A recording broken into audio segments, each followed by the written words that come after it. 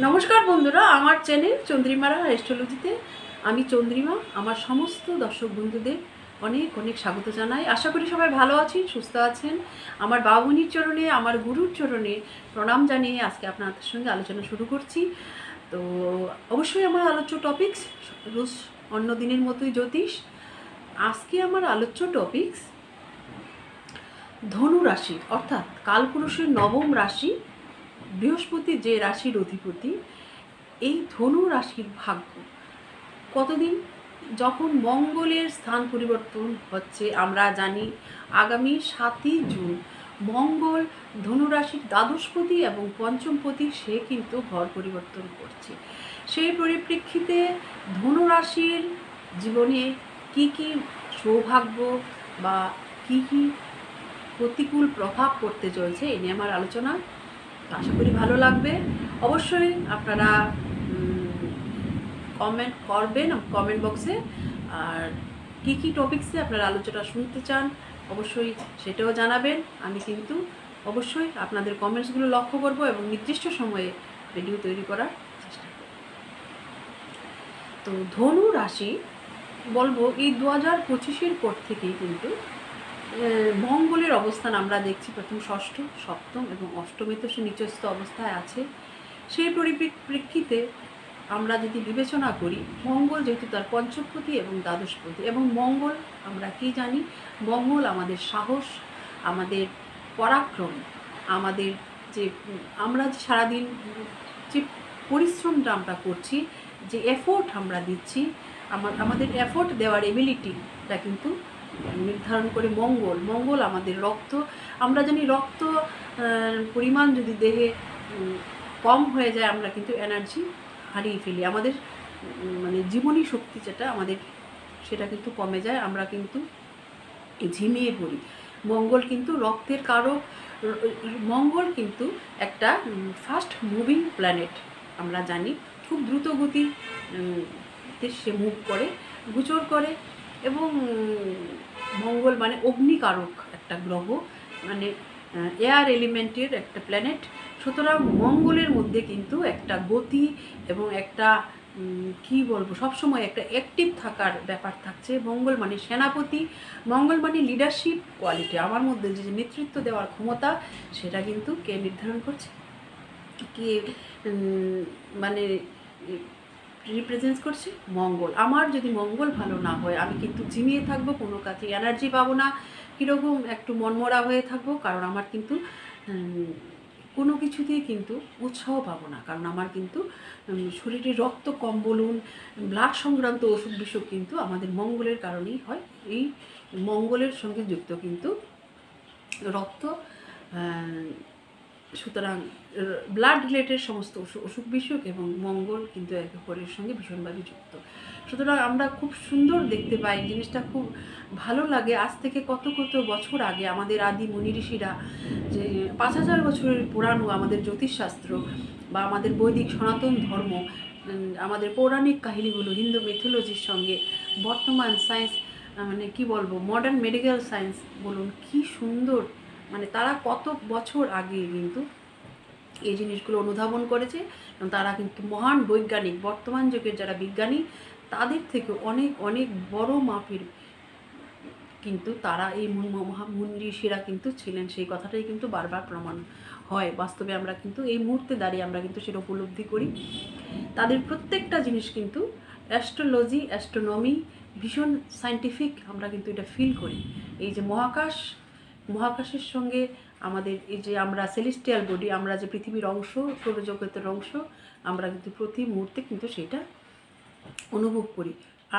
পূর্ণিমা, অমাবস্যা, একাদশী তিথিগুলোর প্রভাব আমাদের জীবনে কীরকম পড়ছে সেটা কিন্তু অনুভব করি।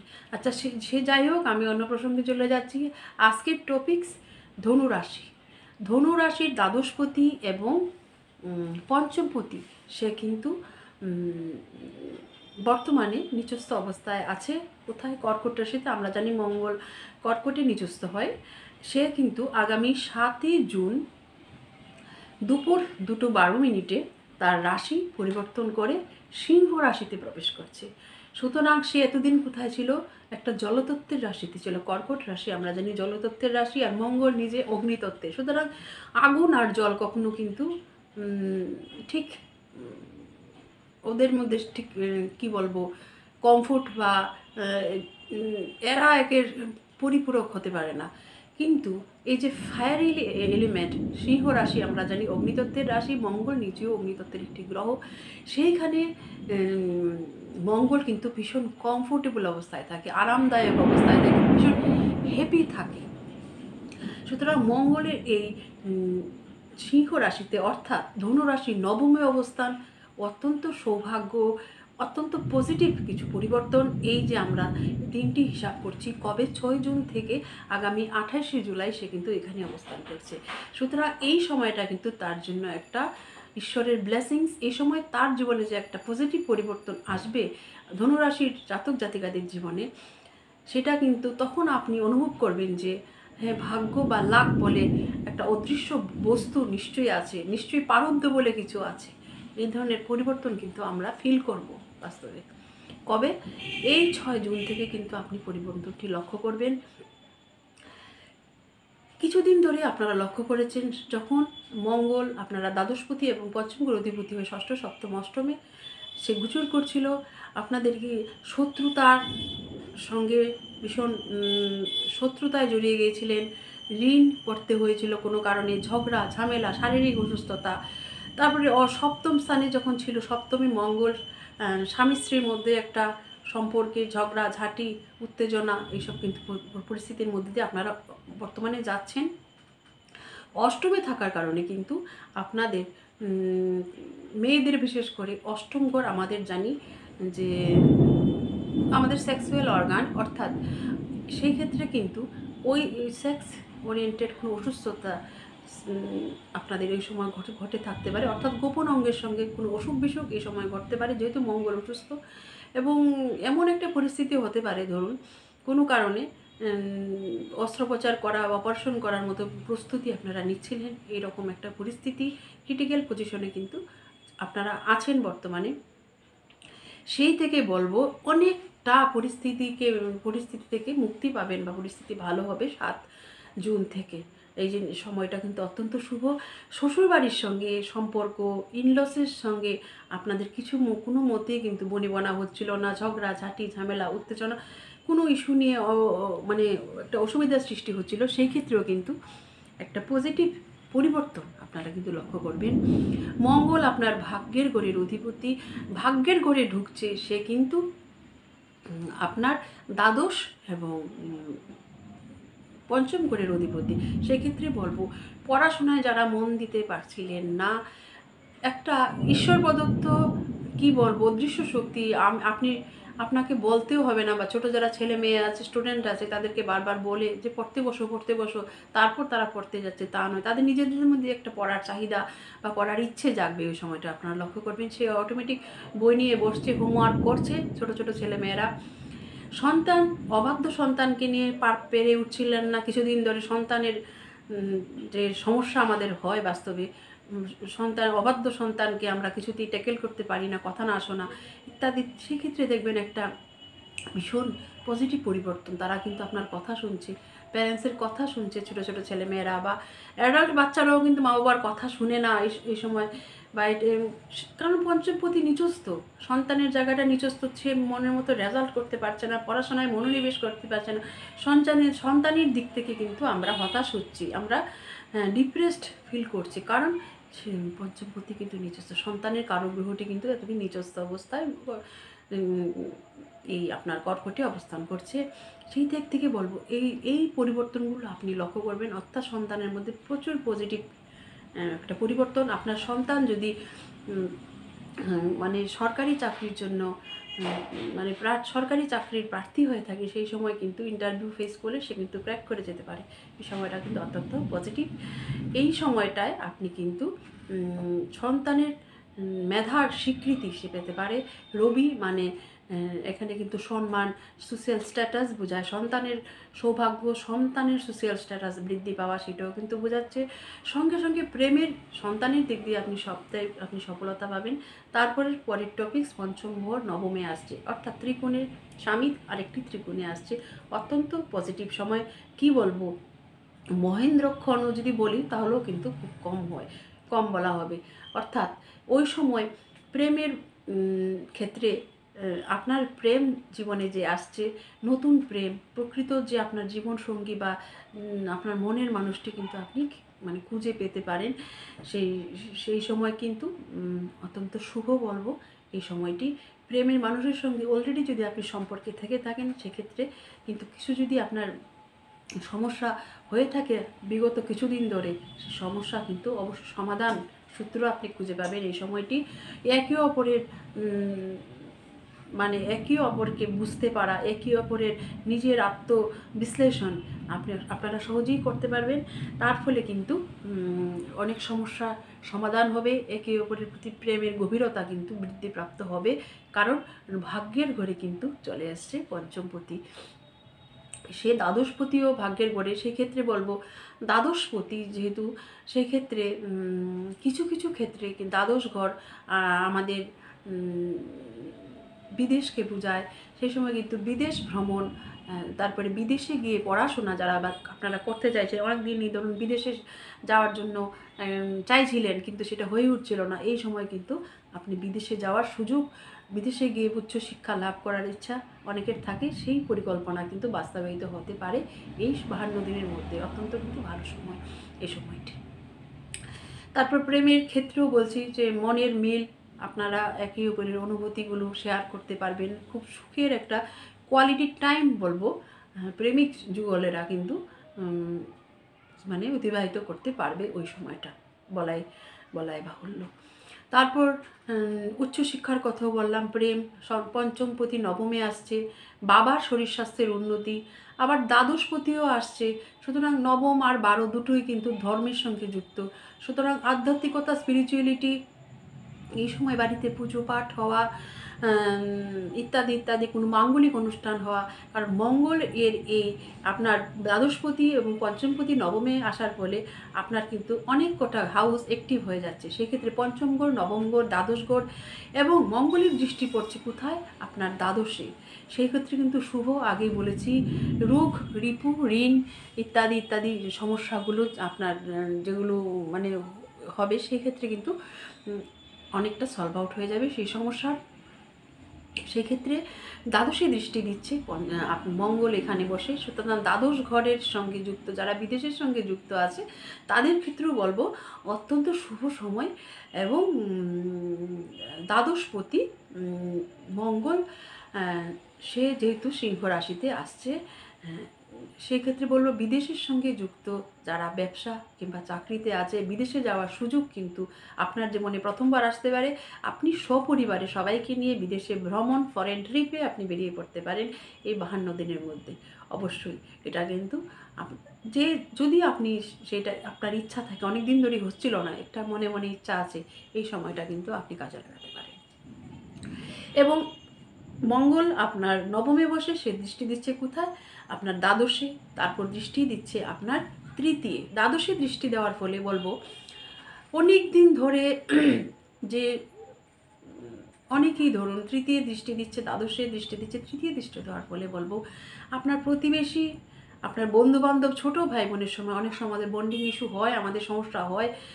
ঠিক একে অপরকে আমরা কিন্তু অনেক ক্ষেত্রেই দেখা যায় যে ভাই বোনের মধ্যে খুব একটা আন্তরিকতার সম্পর্ক দেখা, অনেক সময় একটা হিংসা, জেলাসি কাজ করে, বেশিরভাগ নিজের রক্তের ব্লাড রিলেশনের ক্ষেত্রে, ছোটো ভাই বোনের ক্ষেত্রে এরা অনেক সময় আপনাকে ইমোশনাল ব্ল্যাকমেলিং করা, এই ধরনের মানসিক কষ্টে আমরা থাকি। ছোটো ভাই বোনের অত্যন্ত আদরের জিনিস, ভালোবাসার ভাই বোন রক্তের সম্পর্ক, কিন্তু বাস্তবে কিন্তু দেখা যায় হিংসার সম্পর্কটাই বেশি বেশি হয়ে থাকে। এই ক্ষেত্রে কিন্তু এই রকম পরিস্থিতির মধ্যে যে আপনি অতিবাহিত হন, আমি বলবো এই সময়টায় কিন্তু আপনি কিন্তু তাদের কাছে আর মানে কি বলবো ইমোশনালি ডিপ্রাইভড হবেন না, বা তাদেরকে ঠিক ঠিক জবাব দেওয়া বা তাদের সঙ্গে আবার পুরানো সম্পর্কে ফিরে আসা, শত্রুতা ত্যাগ করা, যেটা হবে যদি আপনি ঋণ ধার কোথাও করে থাকেন, বলবো সেই সময় কিন্তু সেই টাকাগুলো ফেরত পেতে পারেন।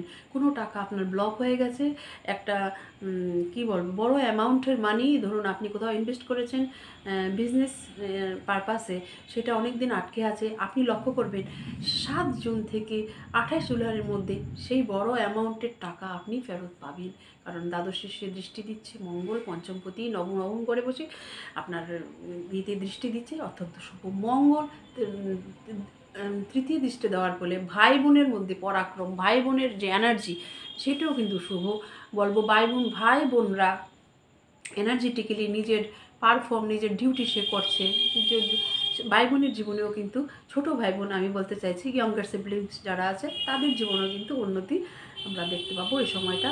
ভাই বোনের মধ্যে আবার সুসম্পর্ক স্থাপন কিন্তু দেখবো। কোনো কারণে যদি ঝামেলা হয়ে থাকে ছোটো ভাই বোনদের সঙ্গে, প্রতিবেশীর সঙ্গে কোনো কারণে ঝামেলা, আবার কিন্তু প্রতিবেশী, কারণ আমরা সবাইকে নিয়েই বাঁচতে হবে। কারণ একে অপরের ছাড়া আমরা কিন্তু বাঁচতে, আমাদের অস্তিত্বের জন্য আমরা সবাইকে দরকার। সুতরাং মাথায় রাখতে হবে ওই সময়টা কিন্তু আপনার জন্য অত্যন্ত অনুকূল। সবার সঙ্গে সৎ সম্পর্ক, মানে সৎ মনোভাব কি সদ্ভাব বজায় রাখার একটা ভালো সময়। তারপর মঙ্গল আমরা জানি তার চতুর্থ দৃষ্টি দ্বাদশে, এবং তার সপ্তম দৃষ্টি তৃতীয়, এবং অষ্টম দৃষ্টি দিচ্ছে চতুর্থ ঘরে অষ্টম দৃষ্টি দেওয়ার ফলে বলবো মঙ্গল আমরা জানি ভূমি মাটির কারক। আমাদের, আপনি যদি অনেক দিন প্ল্যান করে থাকেন একটা জায়গা কিনবেন, ফ্ল্যাট কিনবেন, বাড়ি কিনবেন, গাড়ি কিনবেন, অবশ্যই দেখবেন এই টাইমটা আপনার জন্য অত্যন্ত শুভ। নতুন করে বাড়িঘর ইন্টেরিয়র কিছু চেঞ্জ করবেন, কোনো রিনোভেশনের কাজ করবেন, এই সময়টা আপনি অবশ্যই দেখবেন কি কোনো না কোনোভাবে আপনি কিন্তু সক্ষম হবেন এই সময়টাকে বাড়িঘরের কাজে হাত দেওয়া, নতুন কোনো জায়গা কিনা বা গাড়ি কেনা। কারণ চতুর্থ ঘর সুখের ঘর, মায়ের সঙ্গে সম্পর্ক ভালো হবে। কোনো কারণে মা যদি আপনার এতদিন অসুস্থ থাকে, হঠাৎ দেখবেন মায়ের অবস্থা, শারীরিক অবস্থা ভালো হবে। মায়ের সঙ্গে আপনার মানসিক যে দূরত্ব তৈরি হয়েছিল সেটাও কিন্তু দূরীভূত হবে। আবার মায়ের সঙ্গে বন্ডিং ভালো হবে, মায়ের স্নেহ আপনার উপর বর্ষিত হবে। কারণ মঙ্গল আপনার পঞ্চম ঘরের অধিপতি হয়ে চতুর্থের দৃষ্টি দিচ্ছে। আর মঙ্গল কিন্তু নবমে বসে, নবম ঘর কিন্তু আমাদের গুড লাক, আমাদের যে প্রারব্ধের ফলে আমরা যে এই জীবনে যা কিছু অনেক কিছু আমরা কিন্তু লাভ করি, যারা আমি কর্ম করে আমরা লাভ করি না, যে সেটা আমাদের পূর্বজন্মের পুণ্যের ফল। কারণ আমরা জানি অনেক সময় আমরা অনেক কঠোর পরিশ্রম করেও কিন্তু আমরা সেরকম কিছু অ্যাচিভ করতে পারি না জীবনে। আবার অনেক সময় পরিশ্রম না করেও কিন্তু অনেক কিছু আমরা পেয়ে যাই, মানে অনেক ভাগ্য করে আমরা ভালো ঘরে জন্মাই, একটা কি বলবো মানে আর্থিক সম্পন্ন করে আমাদের জন্ম হয়। সেটাকে কেন হয়? আমাদের পূর্বজন্মের শক্তিকে বলে, যেটা আমাদের ভাগ, আমাদের গুড লাক। সেটা পূর্বজন্মে আমি কিছু করেছি, আপনি কিছু করেছেন বলে আপনি সেই পিতামাতার ঘরে জন্মেছেন। আপনার ঈশ্বরের আশীর্বাদ, আপনার কৃতকর্মের ফল, সেই গুড লাকটা কিন্তু অ্যাক্টিভ হয়ে যাবে আপনার নবম ঘরে যখন পঞ্চমপতি আসবে।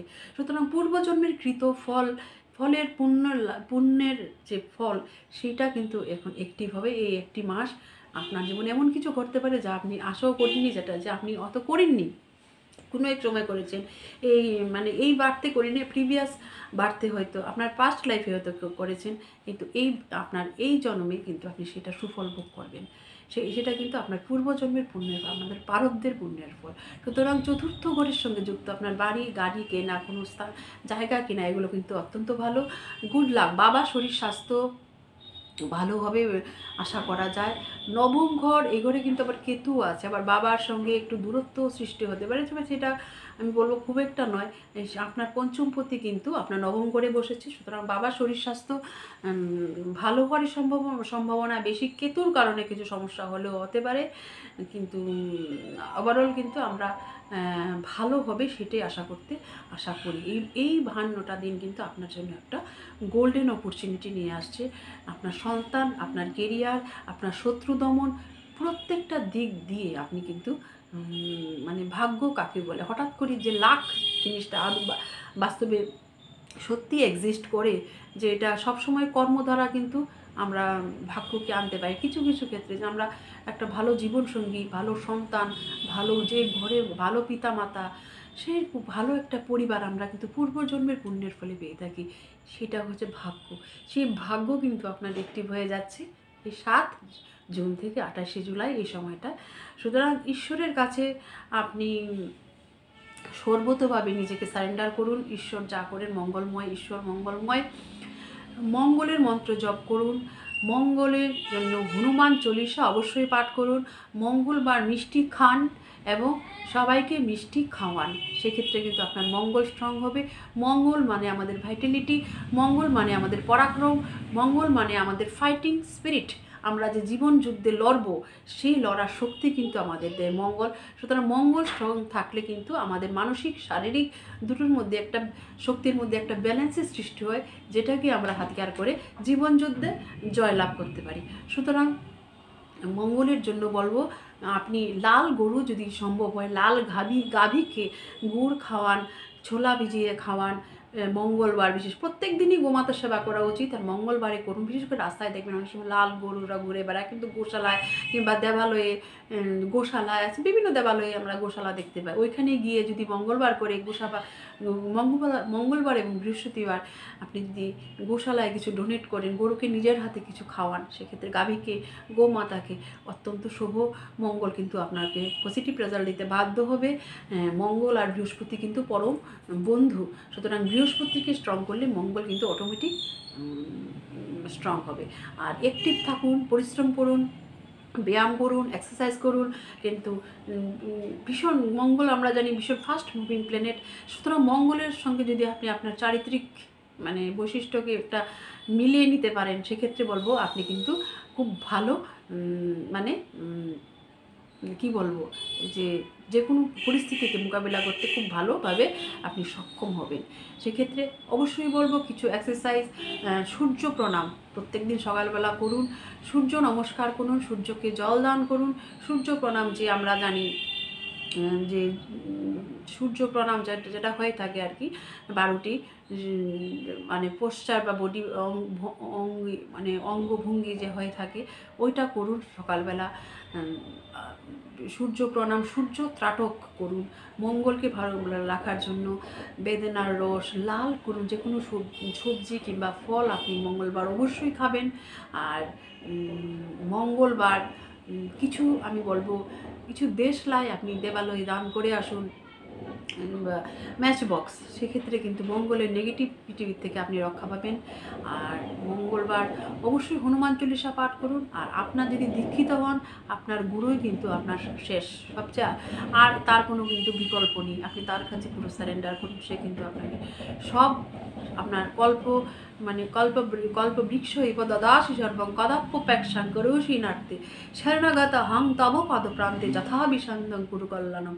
আমরা শুধু নিজেকে তার পদপ্রান্তে সমর্পণ করব, সে তার ভালো মতো, তার ইচ্ছা মতো আমার জন্য যেটা সবচেয়ে কল্যাণকর জিনিস, সেটাই কিন্তু তিনি আমাদেরকে প্রদান করবেন। আমরা কিছু মুখে চাইতেও হবে না, মুখ ফুটে বলতেও হবে না, তিনি তো অন্তর্যামী।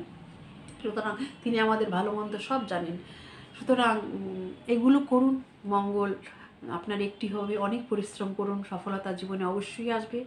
আর ভালো দিন আসছে, জন্য আগাম শুভেচ্ছা, আগাম অনেক অভিনন্দন। আর আমার গুরুর চরণে, আমার অগ্নির চরণে অনেক আমি অবশ্যই প্রার্থনা জানাই আপনাদের বাধা বিঘ্ন কেটে যাক, ভালো দিন আসুক, জীবনে সমস্ত উইশগুলো আপনার ফুলফিল হোক, জীবন যুদ্ধে সবাইকে নিয়ে হেসে গেলে কাটিয়ে দিন। অনেক অনেক ধন্যবাদ আমার সঙ্গে যুক্ত থাকার জন্য। আর ব্যক্তিগতভাবে আমার সঙ্গে যোগাযোগ করতে চাইলে ডেসক্রিপশন বক্সে আমার একটা কন্ট্যাক্ট নাম্বার দেওয়া আছে, প্রয়োজনে যোগাযোগ করতে পারেন। ভালো থাকুন, সুস্থ থাকুন। অনেক অনেক ধন্যবাদ। জয়িত বাবামণি।